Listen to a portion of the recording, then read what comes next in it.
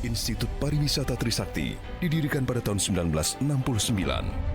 Dengan perjalanan dan pengalaman yang panjang, IPT berkomitmen penuh dalam mengembangkan sumber daya manusia berkualitas dan berstandar internasional di industri pariwisata. Dengan tenaga pengajar yang berkompeten, IPT terus aktif mendulang prestasi dengan mengutamakan inovasi yang hadir dalam setiap proses pendidikan.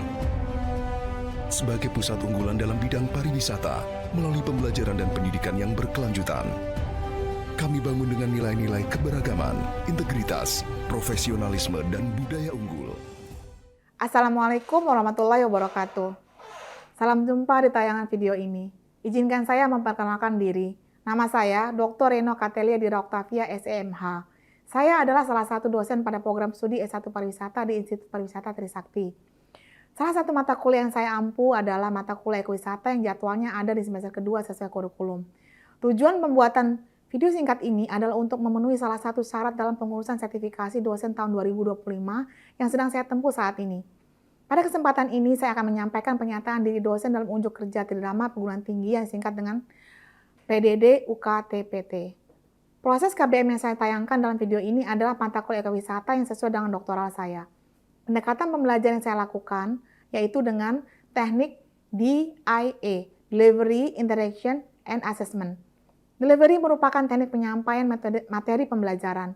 Teknik penyampaian materi yang saya lakukan ada 3, yaitu yang pertama, penyampaian materi ajar yang berdasarkan referensi yang saya susun berupa silabus. Yang kedua, penyampaian materi ajar dalam bentuk PowerPoint presentation yang ditayangkan dengan infokus di kelas. Dan yang ketiga adalah pengayaan materi ajar dengan menggunakan video pembelajaran yang terkait dengan topik mata kuliah. Berikutnya adalah pendekatan pembelajaran interaction. Pendekatan ini menjelaskan bagaimana cara saya berinteraksi dengan mahasiswa selama proses perkuliahan. Pendekatan pembelajaran dengan teknik interaction yang saya lakukan selama perkuliahan, salah satunya berupa metode tanya jawab sambil memberikan pengayaan materi. Selama saya menjelaskan materi perkuliahan di kelas, saya membutuhkan feedback dari mahasiswa untuk memastikan delivery knowledge sudah efektif dan efisien. Mahasiswa dipersilakan bertanya langsung terkait materi ajar yang sedang saya sampaikan, atau saya akan bertanya pada mereka. Saya juga melakukan ice breaking untuk menghidupkan suasana kelas. Pendekatan interaksi ini saya gunakan untuk menjelaskan secara tegas dan terstruktur posisi mata kuliah ekowisata yang saya ampu. Pendekatan berikutnya yaitu pembelajaran assessment. Pendekatan ini menjelaskan penilaian yang saya lakukan terhadap kemampuan mahasiswa dalam mengikuti perkuliahan ekowisata. Di pertemuan pertama perkuliahan, saya selalu menyampaikan kontrak perkuliahan untuk dapat disepakati bersama antara dosen yang menjadi pengampu dengan mahasiswa. Kontrak perkuliahan saya buat mengenai ketentuan perkuliahan dan presentasi bobot penilaian pembelajaran. Pada kesempatan ini, saya akan menguraikan rencana pembelajaran semester atau disebut dengan RPS, berupa penjelasan dari cakupan RPS mata kuliah ekowisata, yaitu yang pertama, identitas dan definisi mata kuliah. Yang kedua, capaian pembelajaran lulusan program studi atau CPL Prodi. Yang ketiga, capaian pembelajaran mata kuliah atau CPMK. Yang keempat adalah metode pembelajaran dan yang kelima adalah sistem penilaian. Identitas dan deskripsi mata kuliah ekowisata dengan kode mata kuliah 18D, 3A, 039T, dan P merupakan mata kuliah wajib program studi semester 2 dengan bobot 2 SKS. Kelas teori 2 SKS dan 1 SKS kelas praktek selama dengan total penjelasan KBM 12 kali pertemuan tatap muka. Tidak ada mata kuliah prasyarat yang harus diambil terlebih dahulu sebelum mengambil mata kuliah ekowisata. Deskripsi mata kuliah. Mata kuliah ekowisata secara khusus membahas pemahaman mengenai hal yang mendasar mengenai perubahan dinamis dalam pengertian dan pilar-pilar utamanya tentang ekowisata yang menjadi konsep pariwisata berkelanjutan untuk merencanakan dan mengelola pengembangan destinasi wisata yang berkelanjutan. Pokok bahasan mata kuliah ekowisata adalah 1.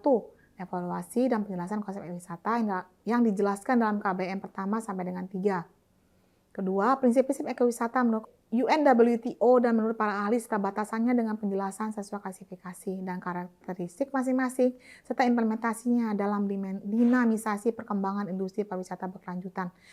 Dijelaskan dalam KBM 4 sampai 6. Ketiga, teori ekowisata pada skala nasional dan perencanaan ekowisata dilaksanakan dalam KBM 9 dan 14. Yang merujuk pada silabus.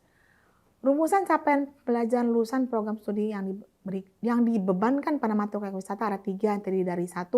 Memiliki kemampuan personal, memiliki kemampuan yang mendalam dan luas sesuai kompetensinya nanti sebagai sarjana pariwisata yang terampil dengan keahlian merancang dan mengelola kawasan wisata, paket-paket dan program-program wisata dan penilaian wisata untuk pemanfaatan, menerapkan konsep ekowisata melalui proses analisis potensi sumber daya wisata dan metode yang sesuai didukung dengan kemampuan di bidang manajemen, teknologi, dan komunikasi. 2. Memahami dengan baik dan benar prinsip-prinsip ekowisata sebagai konsep pariwisata berkelanjutan dan konsep-konsep lain yang relevan untuk menyelesaikan masalah dalam industri pariwisata berkelanjutan. 3. Mampu untuk mengimplementasikan konsep ekowisata dalam pemecahan permasalahan yang dihadapi sebagai bagian dalam tim kerjanya dalam industri pariwisata berkelanjutan.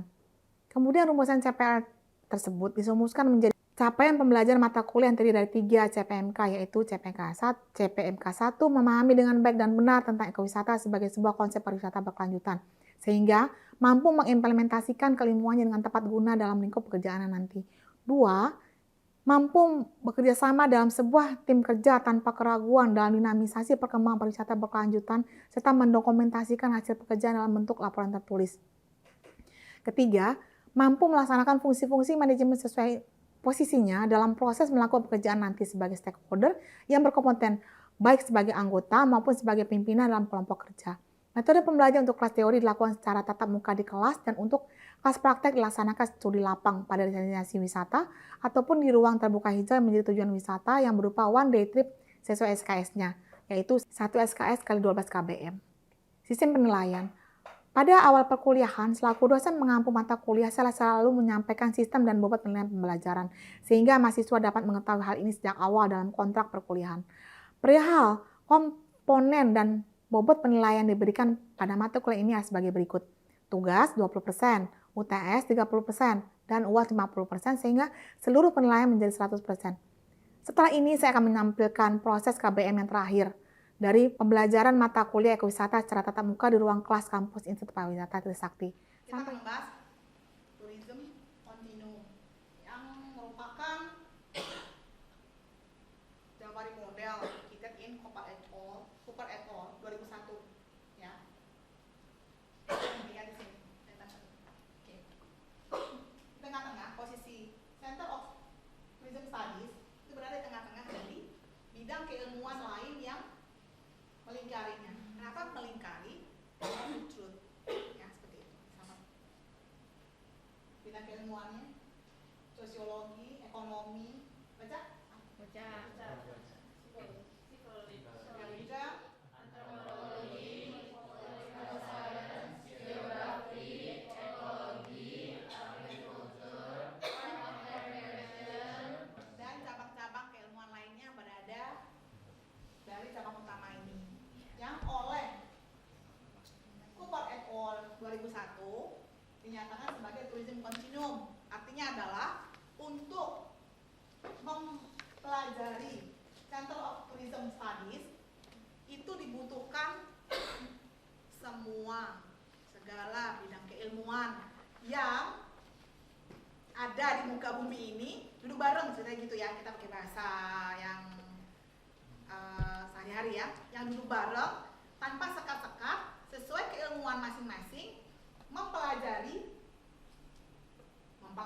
mendelivery apa sih, bagaimana sih, siapa sih, dan segala sesuatunya untuk ditata kelola sesuai dengan apa? 1, 2, 3 dalam kedudukan yang equal.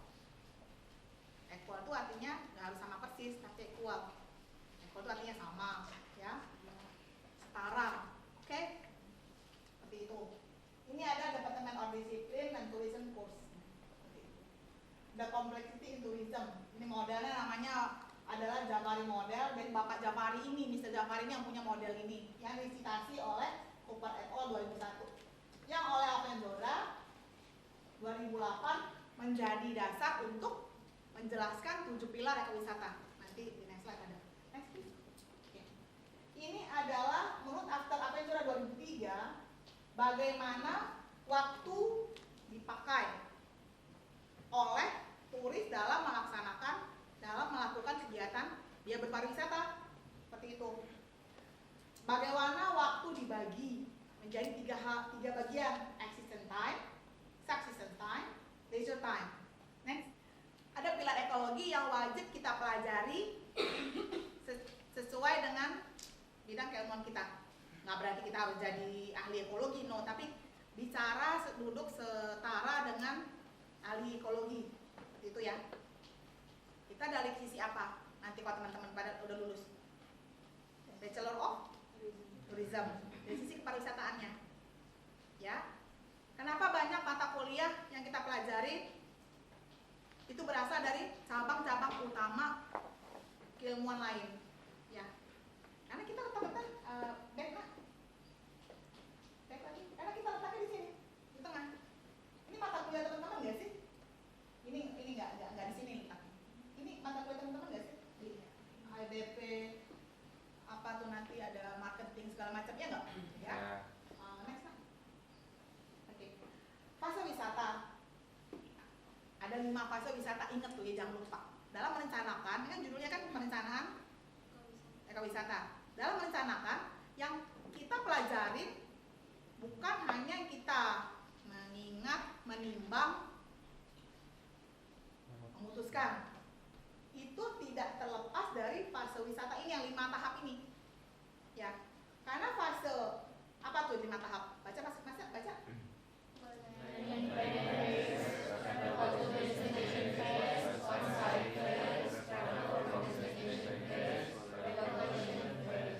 Oke, planning fase itu kita ngapain aja?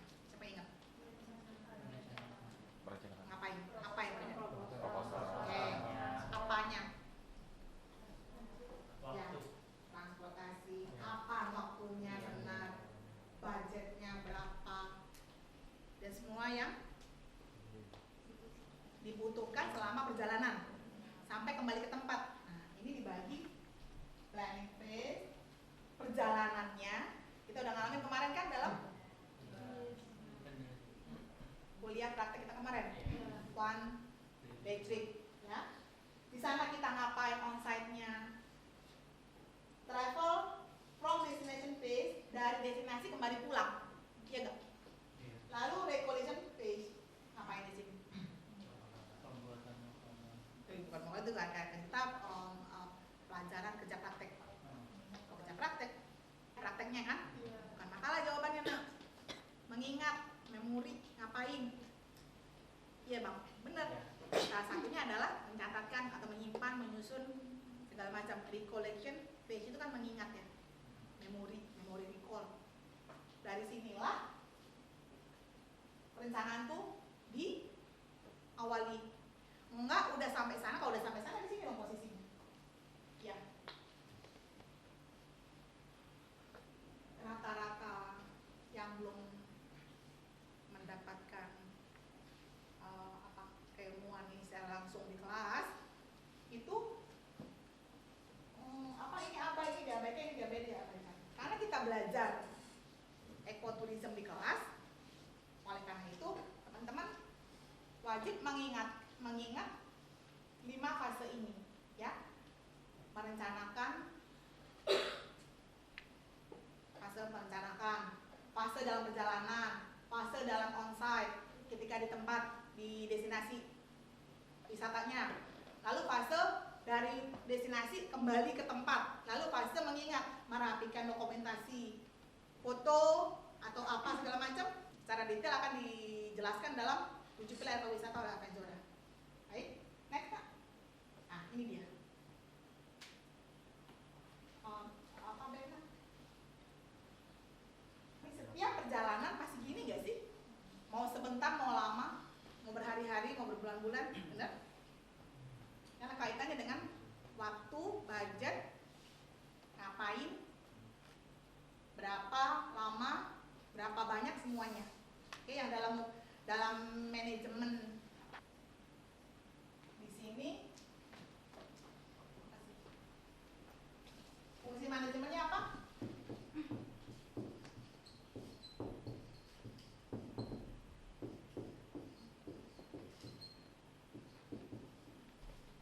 Planning, organizing, activating, control, evaluating. Jangan pernah lupa.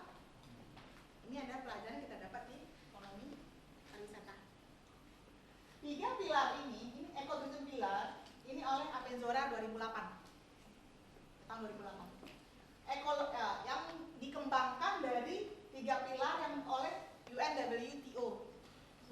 3. Ekologi, sosiokultur, dan ekonomi. Ya. Ekologi ini soal buminya bukan sih? Di mana wajib ditata kelola untuk sebanyak-banyaknya kemanfaatan manusia. Jangan ingat manusianya doang. Manusia dan hati serta makhluk hidup lainnya. Ya.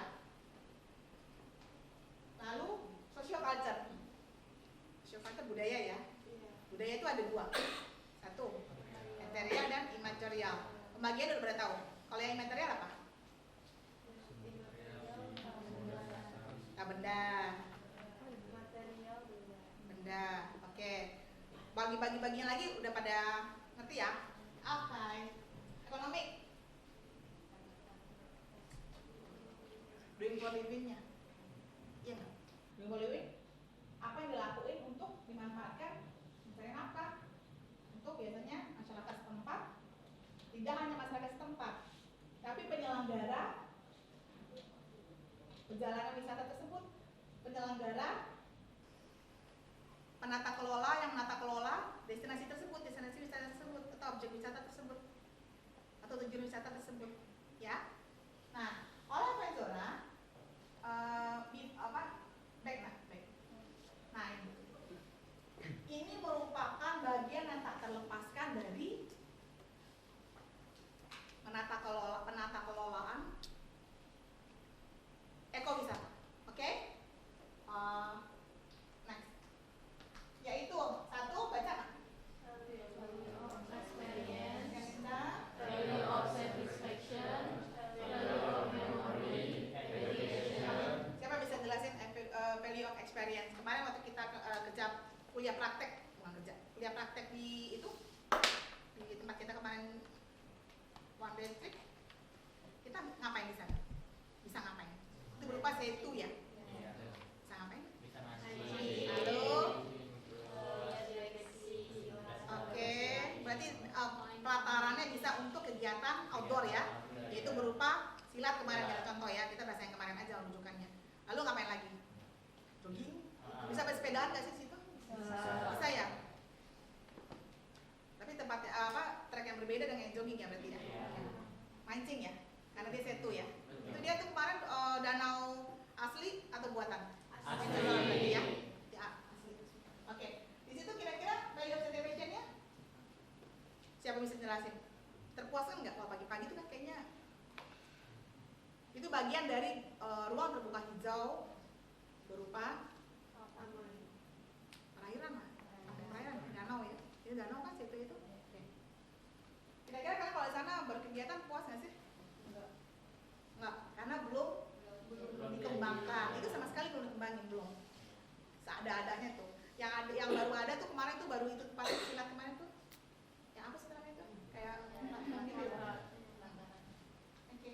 Lalu akan kita barusan mengingat toh. Nah, itu namanya value of memory. Kenangan. Akan balik lagi. Mungkin ketika sudah 5 tahun dari sekarang mungkin saya akan datang ke sana jika sudah dikembangkan, jika sudah banyak pohon-pohonnya, jika sudah apa gitu kan? Oke. Barusan kan ini. Lalu kita terdidik nggak? Terdidik bahwa natural resource itu kan sumber daya alam yang belum diapa-apain ya.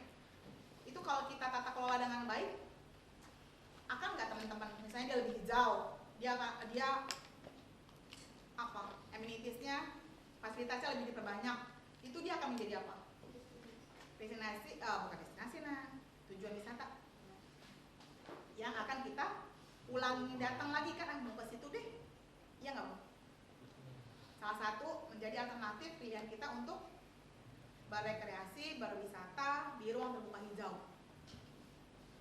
Karena kita tempatnya dekat, kita rekreasi aja ke sana. Kalau misalnya orang yang dari Bandung, mereka berwisata kan? Mereka akan nginep di mana? Di situ bisa, di situ. Sekarang sih belum ada homestay-nya, belum ada apanya, belum ditata kelola. Gitu. Nanti teman-teman tahun depan tuh mungkin dengan Puskar, pusat kajian pariwisata kita akan terlibat dalam pengembangan itu loh. Oke? Diingat-ingat ilmu yang ada didapat di kelas ya. Sehingga ketika teman-teman sudah dalam posisi mempelajari hadir di tujuan wisata ya, tujuan wisata kemarin, teman-teman akan mengingat, menimbang dan memutuskan diapakan itu, akan diapain itu. Next Pak. Next lagi. Akan pendekatan perencanaannya akan bagaimana? Supply approach, demand approach, ini ada 6. Policy approach, behavior approach, a priori approach, itu ada 6. Yang kelima, integrated approach. Supply approach nggak sih? Nggak semua approach ini kita pakai, enggak. Demandnya juga nggak bisa. Demandnya bilang ini, oh apa terapung dong? Apa minta IAF atau perahu yang besar, nggak bisa. Berarti berdasarkan natural resource yang ada, keadaan geografi atau ekologi yang ada di situ, geografinya, subjek atau objek perencanaan. Ingat ya, supply, create, demand. Paham? Kemarin itu termasuk wisata perairan bukan sih? Iya Bang, benar, wisata perairan. Pak Is, kenapa dibilang wisata perairan kemarin? Ada di danau. Danau. Oh, letaknya di mana dia? Urban atau rural? Di kota apa di desa? Kota. Oh, kota urban ya nak ya? Nah, berarti oke. Tourism demand, tourism supply. Apa patokannya dari mata kuliah ekonomi pariwisata? Supply, create, demand. Nggak ada lu mau gua adain, nggak ada. Ya. Di Bromo mau diajak, nih contohnya. Di Bromo mau skiing pakai salju. You can, but you do not allowed to do. Ya kan, ajak aja ke itu mana? Ke negeri musim. Misalnya kalian nih usaha perjalanan wisatanya, nggak bisa di Bromo, bukan nggak bisa, nggak boleh lagi, namanya mass tourism gitu. Nggak boleh. Dan siapa yang mau high cost? Dalam ekonomi, low cost, high revenue, tak? Bisa ya? Oke. Dalam tourism demand, siapa yang meminta, apa dan berapa banyak yang diminta, kapan diminta. Dimulai dari apa dan berapa banyak dapat diberikan, kapan dapat diberikan, pada siapa dapat diberikan. Ini tanya jawabnya. Dari supply-nya dulu. Jadi untuk merencanakan, kita harus menghitung apa kita dulu. Ketersediaan sources. Natural resources berarti geografinya, keadaan buminya, ekologinya gimana, segala macam. Lalu manusia melaksanakannya, lalu teknologinya mana yang mau dipakai. Bisanya pakai pesawat atau bisa pakai apa? Atau bisa pakai perahu gitu kan? Atau bisa pakai kapal feri, segala macam akomodasi. Nah itu seperti tadi recollection phase tadi itu. Recollection phase itu apa sih tadi itu? Coba. Nah fase wisata, bukan operation phase. Ingat loh ya dari ini. Next Bang. Teman-teman ingat ya, kenapa mainnya balik-balik ini supaya cepat sesek gitu. Belajar akuntansi nggak? Belajar. Itu dipakai sekarang. Dapat kredit, ya nggak? Harus sama, ketemu di tengah baru mengingat, menimbang, memutuskan. Fokus dari pengalaman. Dari ini udah memang jelasin ya. Di PPT sebelumnya. Ini bagian kepala, bagian mata, telinga, mulut, hidung, pikiran. Ini bagian perasaan di sini, bagian pencernaan di sini, kebutuhan di sini. Ini bagian otot dan pergerakan fisik, motoriknya. Seperti itu ya. Oke, next. Membangun misi, yaitu 1, pro lingkungan, pro budaya, pro pekerjaan, pro pendapatan, pro kualitas pengalaman. Nggak bisa urgensinya bareng semua. Harus ada urgensinya, prioritas, skala prioritas. Nah, yang nomor 1-nya apa? Oh, nomor 1 pro lingkungan, berarti ini minimalis dong. Coba, taman hutan kota ada nggak? Udah ya, nggak ada dah. Belakangan nanti mungkin ada, nanti di situ bisa ada pencaksilatnya atau apa segala macam. Bisa ya? Oke. Lalu pro kualitas pengalaman, nah ini yang paling penting. Setelah pro lingkungan. Dengan pro kualitas pengalaman berdasarkan lingkungan. Paham ya maksudnya ya? Udah ngerti belum? Tadi kan ada yang pilar ke-4 pro value of experience.